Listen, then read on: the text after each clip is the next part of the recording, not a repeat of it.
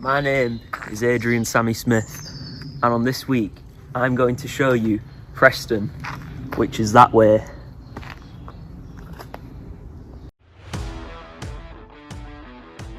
Tonight on Smith on Preston, I ate a potato. I went to a local game, and I also crawled for a tunnel.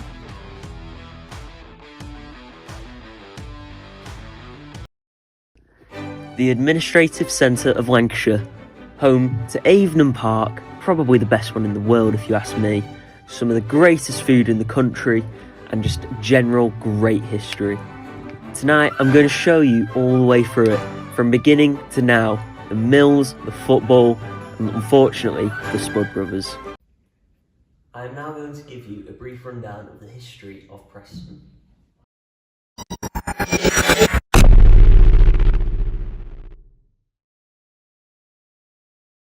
Not much is known about Preston in the outside world. We're a relatively new English city, founded in 2002. So I'm going to start off this by giving you a brief rundown of the history of where Preston started and how it got to what it is now. The city is on the north bank of the River Ribble in Lancashire, in the beautiful northwest of England.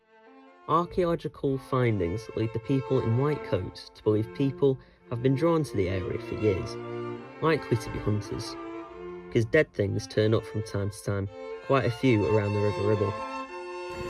Now, what's interesting about the River Ribble is that for like thousands and thousands of years, it has been considered a sort of heritage site, because there has been multiple findings of gold and bodies. We don't know why, because no one wrote anything down back then. The River Ribble has been very important to the people of Preston and its surrounding areas for a very, very long time, eventually leading to the creation of the docks.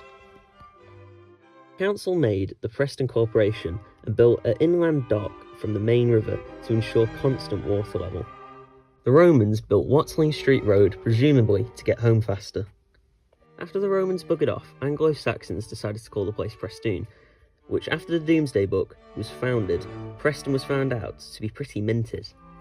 When the Reformation happened due to Henry VIII wanting to leave his wife for a younger woman, many Prestonians refused to change their religion. Parishes were moved into hidden places. By the 13th to 14th century, Preston had a lot of wealth in its wool production. During the Civil War, Cromwell visited Preston a few times, deciding he didn't want to be at war anymore, so he decided to beat the king in the Battle of Preston, presumably the best battle of the war. At one point, Preston had one of the world's biggest textile industries. A key figure in this was John Horrocks, whom in 1791 launched the Yellow Factory. Now, interestingly, somewhere around this area was what was known as the Yellow Mill. We don't know why it was yellow, because the pictures were black and white back in the day, but thousands of people used to work there, grinding up bits of cotton every day. The first of many mills was founded in 1777, and around the 19th century was the town's biggest industry and employer. At one point, Preston produced 50% of the UK's jeans. Unfortunately, many of the mills began closing during the mid-20th century. And with that, I have shown you the history of Preston.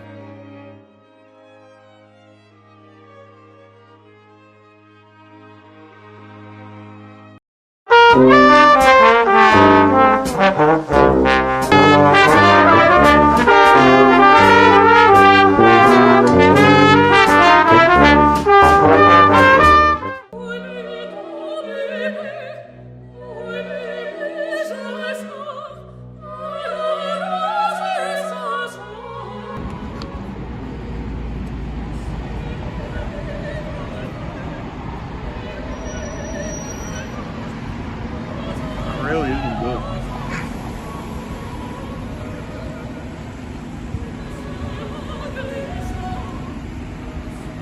No, that's really not good. That is not raw, that's wicked. Out of 10? I got 2. Now, the Spud Bros potato, I thought it was going to be... You can keep walking. Ah, yes, it. The Spud Bros potato was terrible. First off, the potato did not taste fresh. And that garlic butter was abysmal. I don't know how it tasted way too hot for butter. It was obviously melted butter, but it was boiling. It also made my mouth burn. And whatever garlic they used, it was rotten. The beans, Heinz tastes better. And the cheese, I'm fairly certain they bought it from Tesco the week before. Not even the week, maybe like a month ago. So, in conclusion, the Spud Bros potato is boring.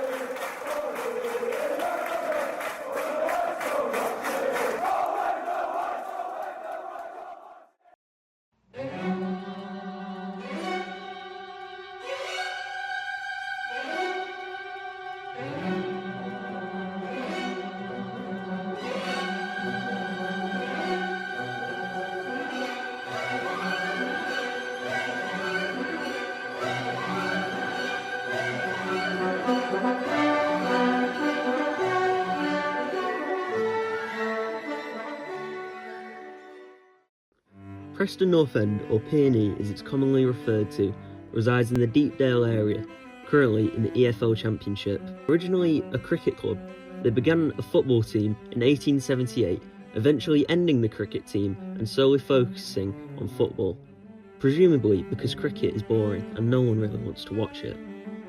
The club has rivalries with Blackburn Rovers, Burnley, Bolton Wanderers and Wigan Athletic, though in reality those towns are just jealous. Why, you may ask? Because our streets aren't covered in needles and dog shit. Our biggest rivals are Blackpool FC, famous for their fans sounding posh, but living in England's most dilapidated town. The suffragettes in 1913 tried a bombing and arson campaign to destroy Deepdale, obviously failing to do so, as if you look hard enough, you can just vaguely make out the lack of destroyed stadium. They were the very first league champions and football team to go invincible in any iteration of the British League, something they still go on about to this day, despite, as of writing this, losing 5 of their last 8 games. William Suddle was a former Preston player, integral for their essential success, holding the position of chairman, secretary and manager after retiring from the game. In order for Scottish players to play, he offered them jobs in his mill, as players at the time were not allowed to be paid for playing. The club's most famous player is Sir Tom Finney, a man worshipped so much you can sit on his face if you're an away fan.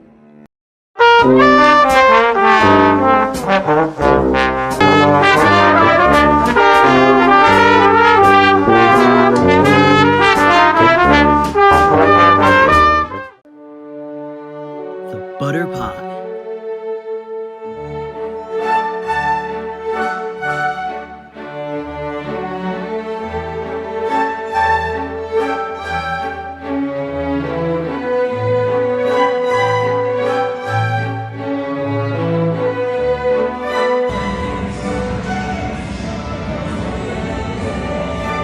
Rah, that's wicked. What do you think, bro? You just spat all over. No, I didn't.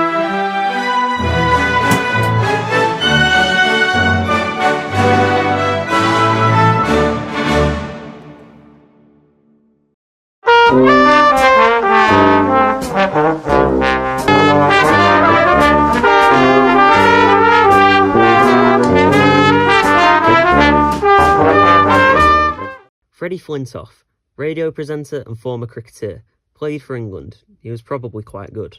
Nick Park, went to my school, made Wallace and Gromit, Oscar winner, studied at Preston College, and was inspired by Aardman. Wade Barrett, Southerner, as he lives below the River Ribble, fake wrestler in the WWE, and that is all the famous people. I hope in this I've shown you the beauty and the evolution of Preston. This is Adrian Sammy Smith, signing off.